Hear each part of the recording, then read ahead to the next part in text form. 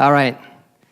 So you guys already survived almost a whole day of talks and pitches. So I know what's going through your mind when you see this mathematical theorem.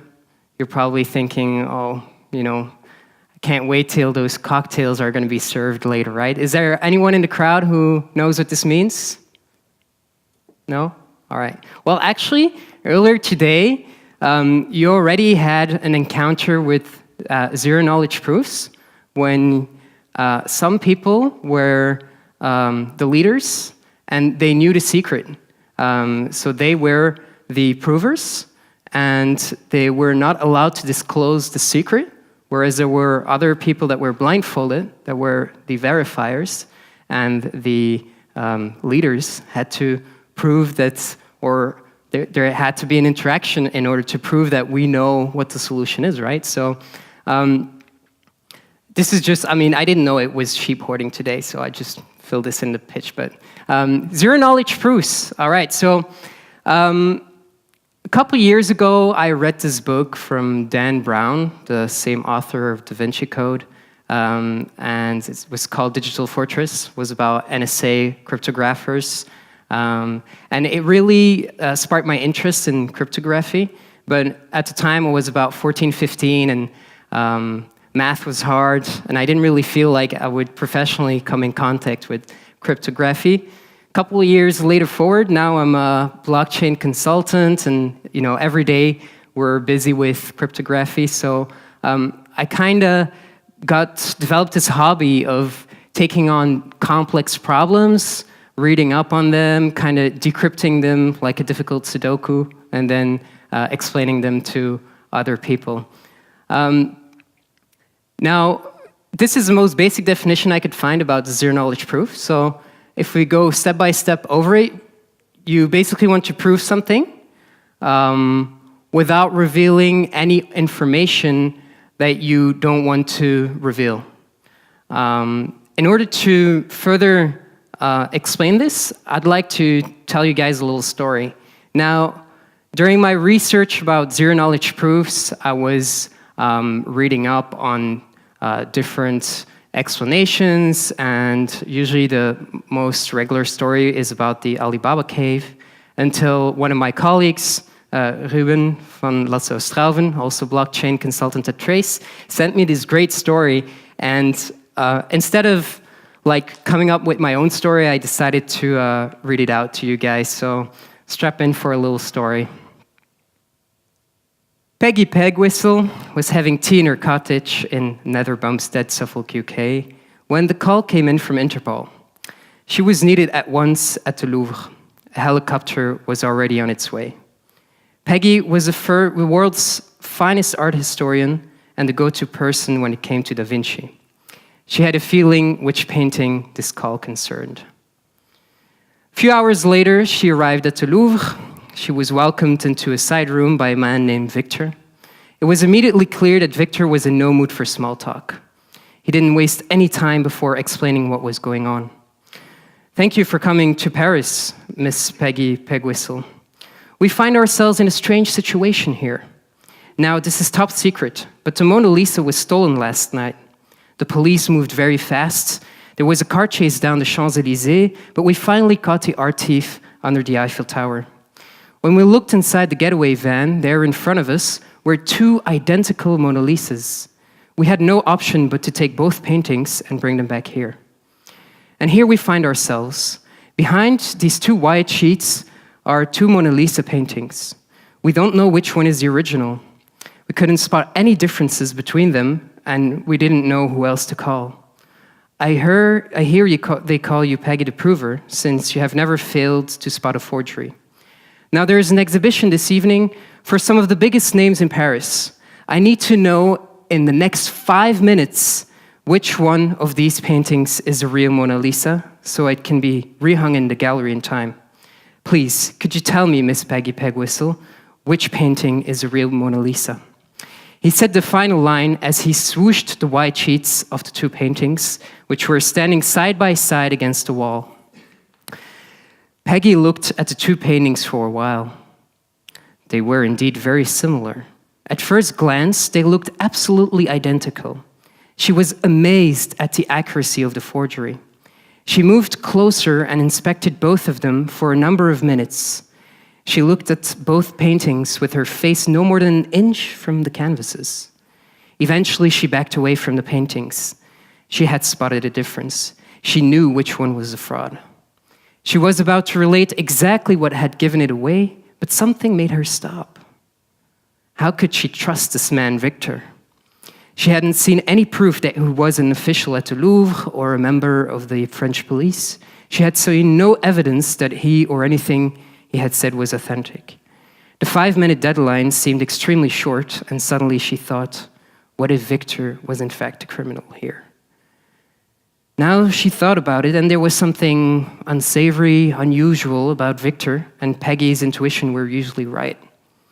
Perhaps Victor had created the fake Mona Lisa and was in fact in the act of replacing the real one with his forgery. His final check of accuracy was to test Peggy the Prover, the world's finest art historian, with the paintings side by side. So what should she do?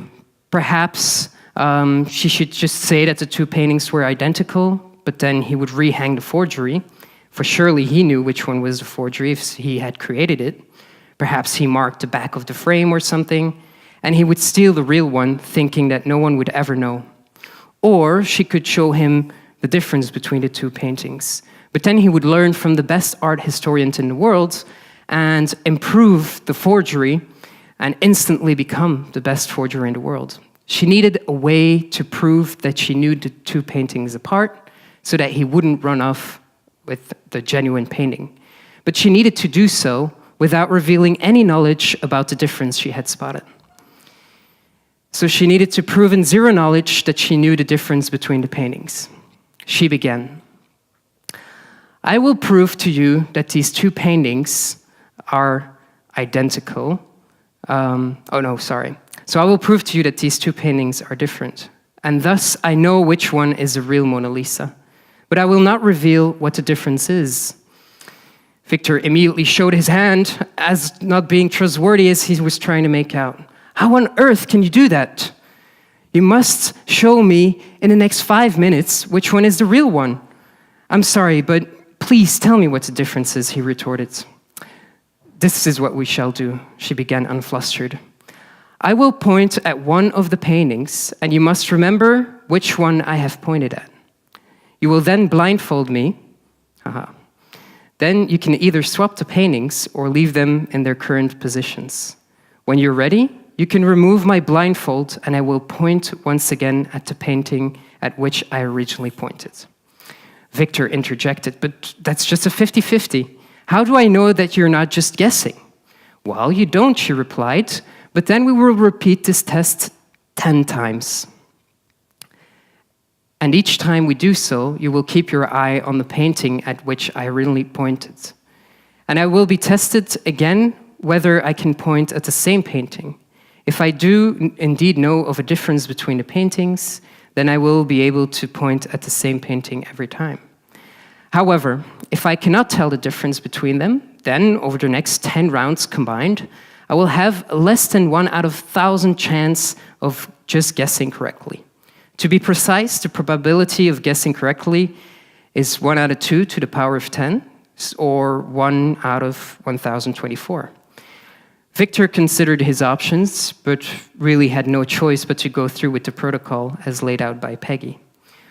Over the next 10 rounds of the protocol, she indeed showed by pointing at the same painting every time that with very high probability, 99.9%, she could tell the difference between the paintings without revealing any information about the difference she had spotted.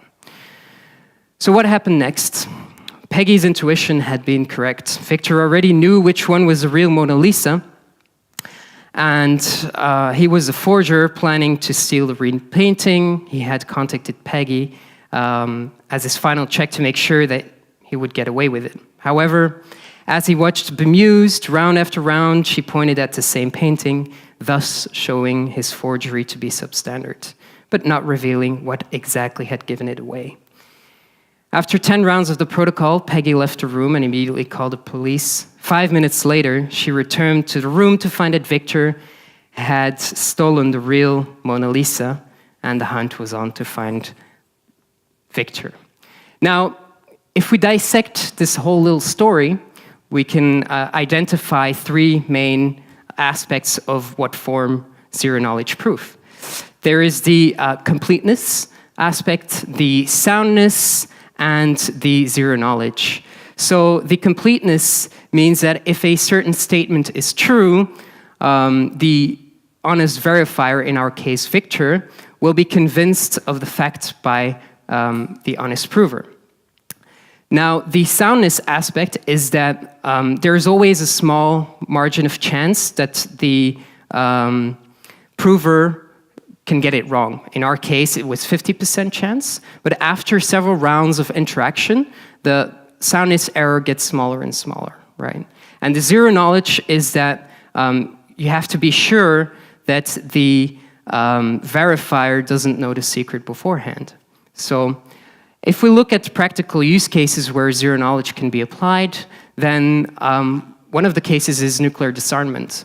During the Cold War, we amassed massive amounts of nuclear warheads, and as time went by, we wanted to denuclearize actually these warheads. So the issue here was that both the United States and Russia wanted to prove that they had indeed disarmed a certain warhead without revealing the secrets of how they built it.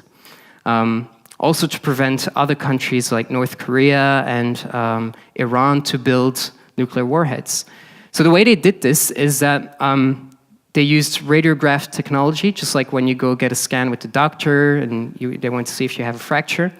And they used a reference item which showed the deviations from the neutron and then a valid item. Now, when scanning a warhead, overlaying both the previous model, you would see that here there's not a lot of active neutrons anymore, whereas here there would still be a core of active neutrons. This way, if a warhead was not disarmed yet, it would show this invalid item. Now, another use case in blockchain is Zcash, for instance, which is a cryptocurrency where you can exchange tokens between different parties without revealing who the parties are.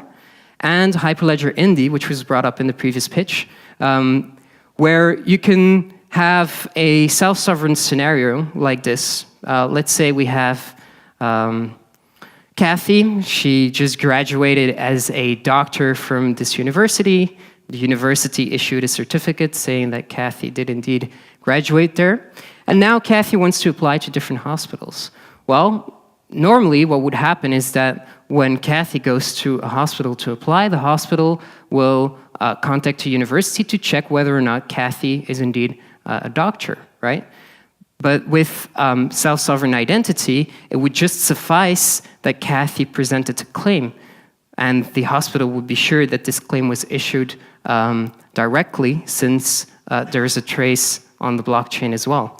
Whereas before, they would have to contact over and over these different hospitals again. So you can imagine a scenario where Kathy applies to, let's say, 50 different hospitals, and now the university knows that Kathy applied to these 50 different hospitals. So in this case, we can also apply zero-knowledge proof.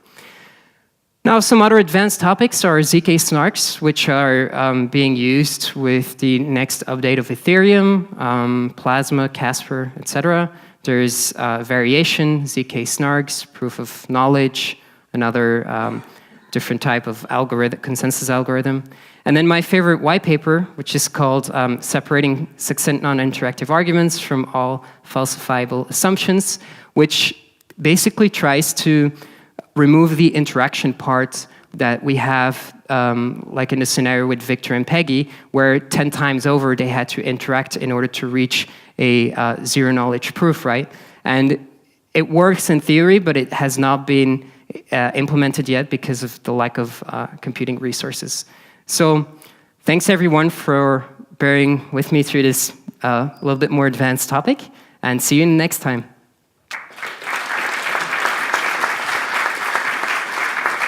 Thank you. Thank you, Hadrien. Ook maar één vraag voor jou. Super interessant topic trouwens. Op internet ook heel wat voorbeelden over terug te vinden. Nu, zeker in onze sector, GDPR. We hebben daar straks iedereen een formulier laten ondertekenen voor het nemen van foto's en daar ook iets mee te gaan doen. Persoonsgegevens, jouw voorbeeld van het ziekenhuis daarnet. Is Europa ook naar zo'n oplossing aan het kijken, zoals hetgeen wat je nu hebt voorgesteld? Ja, ik ben er zeker van bewust dat zero knowledge meer en meer aan bod zal komen op vlak van identificatie. En dat is in het verleden ook al aan bod gekomen. Het enige probleem was dat het interactiestukje eigenlijk nogal wat vertraging oplegt wanneer dat in plaats van gewoon een paswoord te gebruiken om je te identificeren op een website, is er effectief al een interactie nodig. En misschien naarmate dat het proces versneld gaat kunnen worden met nieuwe technologieën, gaat het ook mogelijk zijn om dit toe te passen in veel meer verschillende applicaties. Ja, dat is dan wanneer dat blockchain wat meer ingeburgerd raakt. Want ja, inderdaad. Is dit mogelijk zonder blockchain? Het is inderdaad ook mogelijk zonder blockchain. We hebben het daar straks gezien met die schapen en zo verder. We hebben in zekere zin ook zero knowledge gedaan. Op een niet-technische manier natuurlijk. Maar het is zeker mogelijk om dit in andere scenario's ook toe te passen. Oké, dankjewel.